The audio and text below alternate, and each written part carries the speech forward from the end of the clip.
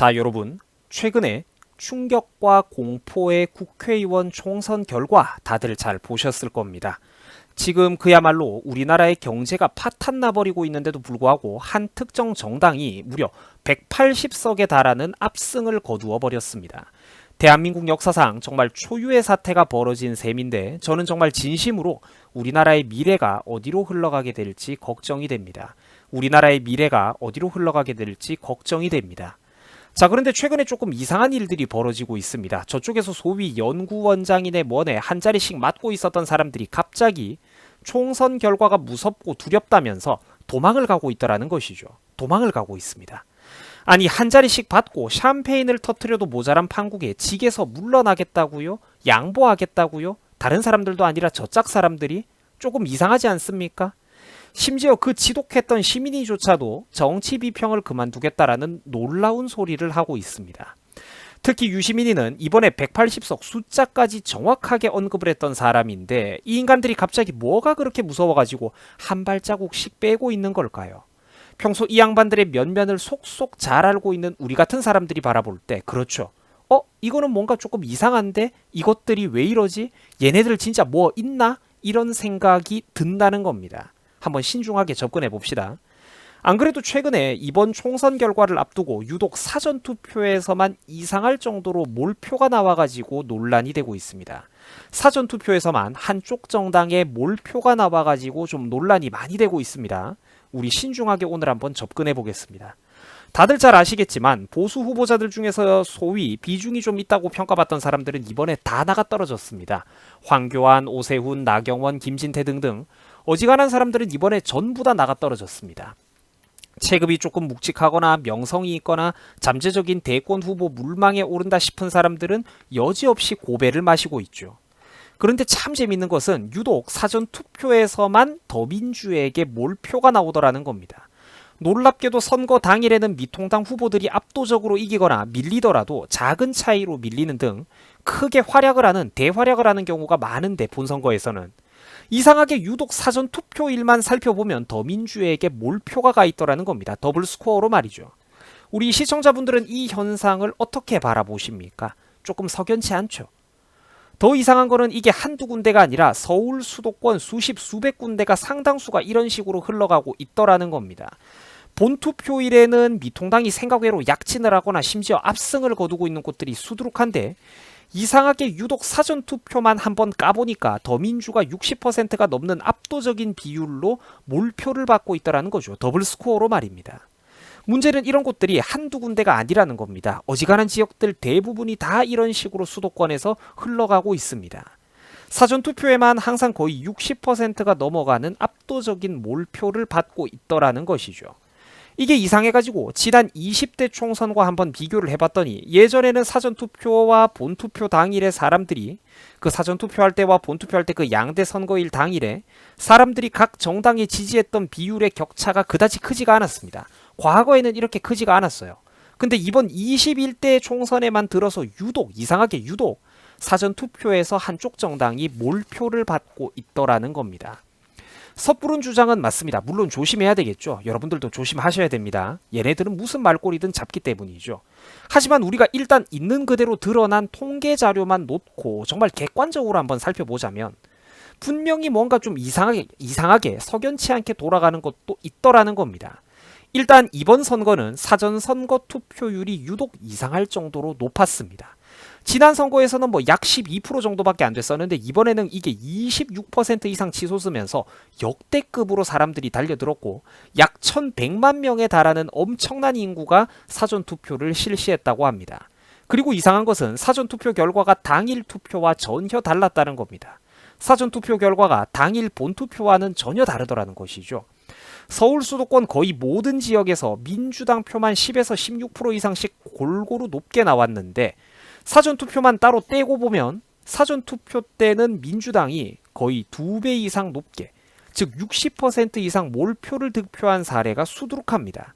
그리고 아까 자료를 보셨겠지만 지난 총선에서는 사전투표 결과가 당일 투표와 2에서 5% 차이 이내로 상식적인 수준의 통계 범위에 속해 있었더라면 이번 총선에서는 유독 사전투표에서 한쪽 정당이 몰표를 받는 등 당일 투표 결과와는 엄청난 차이가 있더라는 것입니다. 쉽게 이해가 안 될 만큼 말이죠.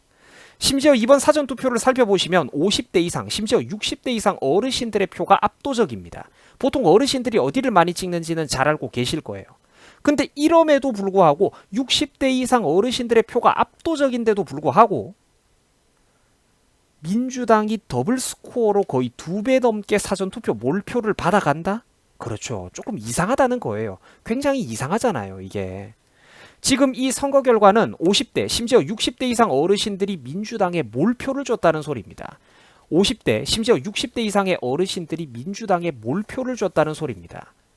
그렇죠. 우리가 그동안 가지고 있었다는 사회 상식과는 너무나도 다르다는 겁니다. 당일 투표만 딱 놓고 보면 서울 수도권 지역에서도 의외로 미통당이 엄청난 활약을 펼친 곳들이 많은데 딱 여기에다가 사전투표만 끼얹어 보니까 처참한 결과가 나오더라는 것이죠. 우리 시청자분들은 이걸 어떻게 생각하십니까? 보세요. 서울 거의 모든 선거구에서는 10% 이상씩 당일 본투표할 때랑은 균일한 격차가 나고 있습니다. 좀 이상하지 않습니까? 격차가 많다는 거예요. 사전투표하고.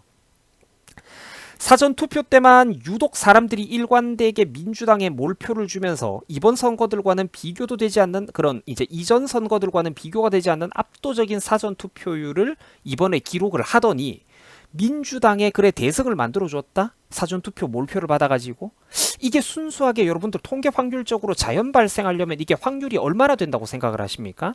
좀 석연치 않다는 거죠. 그래. 사전투표에서는 민주당이 거의 2배에 가까운 비율로 압승을 했었는데 이상하게 비례투표는 또 핑크당이 더 많이 나온다고요? 이게 뭡니까? 지역구에서는 민주당을 찍던 사람들이 비례투표할 때는 핑크당을 찍어줬다는 말입니까? 미통당을 말하는 건데 좀 이상하지 않습니까? 앞에서는 민주당 찍었던 사람들이 비례투표할 때만 미통당을 찍어줬다고요? 쟤네들이 과연 그럴까? 이상하다는 거예요. 정말로 이거는. 인간적으로 이런 거는 한 번쯤 의문을 품어보지 않는다면 등신입니다. 등신.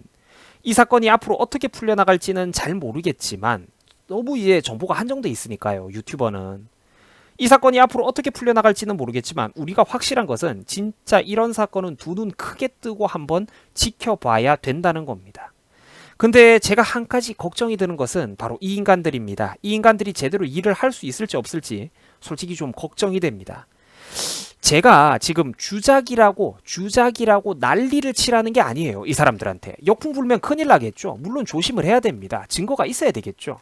근데 제가 지금 이 영상에서 여태까지 단 한 번도 방금 전을 제외하고는 주작이라는 단어를 꺼내본 적조차 없습니다. 그렇지만 이런 식으로 뭔가 석연치 않은 논란거리들이 생기면 좀 빠릿빠릿하게 당사자들이 뛰어다녀 보라는 거예요. 본인들이 제일 절박하게 뛰어다니면서 뭔가 사람들, 지지자들이 의문스러워하는 게 있으면 직업 정치인인 자기들이 앞장서가지고 의혹도 해소해주고 민심 지지자분들도 좀 달래주고 전문성 있게 팩트 설명도 해주고 보수 민심도 좀 달래주고 방울 빠지도록 좀 뛰어다녀 보라는 거예요. 이거는 뭐 허구한 날 뒷짐지고 마치 남의 일인 것 마냥 팔짱 끼고 앉아 있으니까 얘네들은 이번에 패배를 한 게 또 자기들 막말 때문에 졌다. 아, 내가 또 너무 극우라서 졌나? 이딴 생각하고 있을까봐 제가 진짜 겁이 납니다. 근데 벌써부터 또 그런 겁먹은 짓거리들 보여주고 있죠. 또 겁먹고 또 뒤로 물러서고 지 손으로 자기 편들 쳐내고 중도 코스프레를 할까봐 제가 진짜 걱정이 됩니다. 이제는 기대감도 솔직히 좀 잘 안 들어요. 저쪽 애들을 한번 생각해보세요. 여러분들 반대편. 이 사진에 나와 있는 사람들 말고 저짝 사람들 말입니다. 저쪽에 있는 애들을 한번 생각해보세요. 광우병 선동, 4대강 선동, 천안함 자작극 선동, 메르스 선동, 박근혜 선동에 이르기까지. 똑같은 그만한 사기 날조극을 유튜버들이 벌였다면 쇠고랑 찰 것들이 수두룩합니다. 왼쪽 세력들은 그야말로 지난 10년 동안 판타지 소설만 써내가지고 대한민국의 거짓된 위선의 역사를 세웠어요. 쟤네들은 10년 내내 판타지 소설만 써내고도 멀쩡한데 왜 우리 쪽에서는 무슨 말만 하면 막말입니까? 왜 합리적인 의혹 제기 하나 못하는 거죠? 왜 의혹 제기만 하면 우리는 가짜뉴스니 고소고발이니 너 처벌하겠다는 이딴 소리를 들어야 됩니까? 이런 게 무슨 민주주의죠? 이게 무슨 민주주의입니까? 이딴 게? 판타지 소설을 써도 물론 여기에도 선을 넘는 일부 어르신들이 있죠. 불안감에. 하지만 판타지 소설과 음모론을 쓰더라도 저쪽 사람들이 100배는 넘게 더 많이 썼잖아요. 지난 10년 동안 대한민국 사례를 바라보면서 이거를 인정하지 못한다면 그 사람은 양심이 없는 사람이죠. 통계 자료 하나 좀 읽어주면서 합리적인 의혹 제기 하나 하는 것까지 심장 뛰면서 개인의 신변을 걱정해야 되는 이따위 나라가 나라 꼬라지가 이 모양인데 이게 무슨 민주주의 국가입니까 이게? 심각하다는 거죠.